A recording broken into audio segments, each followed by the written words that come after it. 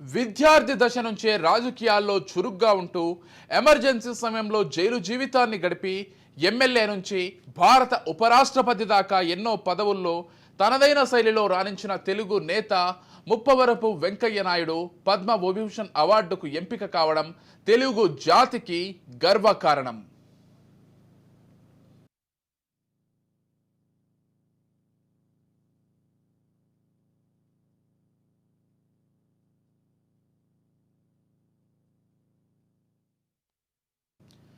ఏ రంగంలోనైనా అందులోనూ రాణించాలంటే విశ్వసనీయత చాలా ముఖ్యం. తన గౌరవాన్ని కాపాడుకుంటూనే తనకిచ్చిన బాధ్యతలను సక్రమంగా నిర్వర్తిస్తుండడం అవసరం. అనుకువగా ఉంటూనే అవసరమైన చోట దూకుడు చూపించగలగాలి. అంతకు మించి నడవడికలో ఎప్పుడూ చిన్న తప్పిదం కూడా కనిపించకుండా చూసుకోవాలి. అన్ని లక్షణాలు ఉండే రాజకీయ నాయకులు మన దేశంలో చాలా అరుదు.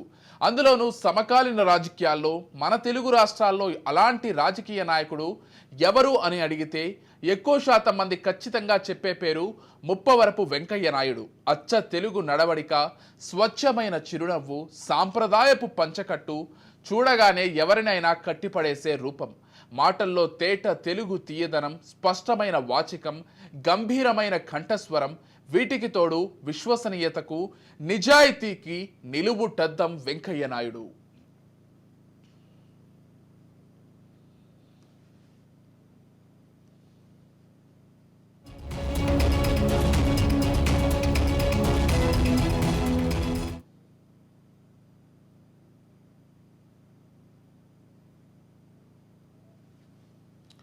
రిపబ్లిక్ డే 2024 సందర్భంగా ఆయనకు దేశంలోనే రెండో అత్యున్నత పురస్కారం పద్మ విభూషణ్ ఇచ్చి గౌరవిస్తోంది ప్రభుత్వం. ఇది తెలుగుతనానికి, తెలుగు జాతికి దక్కిన గౌరవంగా చెప్పుకోవచ్చు.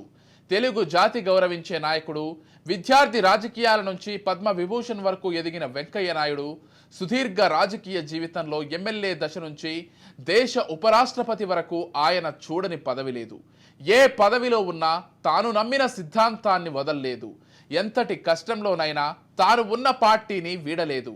ఆ విశ్వసనీయతే ఆయనకు శ్రీరామ రక్ష అయ్యింది.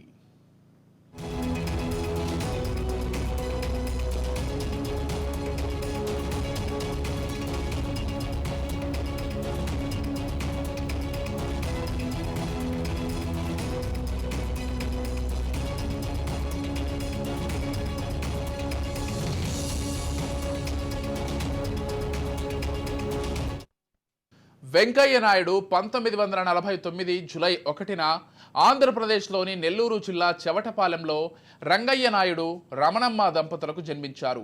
తన ప్రాథమిక విద్య తర్వాత వెంకయ్య నెల్లూరులోని విఆర్ కళాశాలలో రాజనీతి శాస్త్రంలో బ్యాచిలర్ డిగ్రీని పూర్తి చేశారు. ఆ తర్వాత ఆంధ్ర యూనివర్సిటీ విశాఖలో న్యాయశాస్త్రం పూర్తి చేసి న్యాయశాస్త్రంలో పట్టా పొందారు. వ్యవసాయ కుటుంబంలో పుట్టిన వెంకయ్య నాయుడు విద్యార్థి దశ నుంచే రాజకీయాల వైపు ఆకర్షితులయ్యారు. చిన్నప్పటి నుంచి ఆర్ఎస్ఎస్ స్వయం సేవక్గా పనిచేశారు.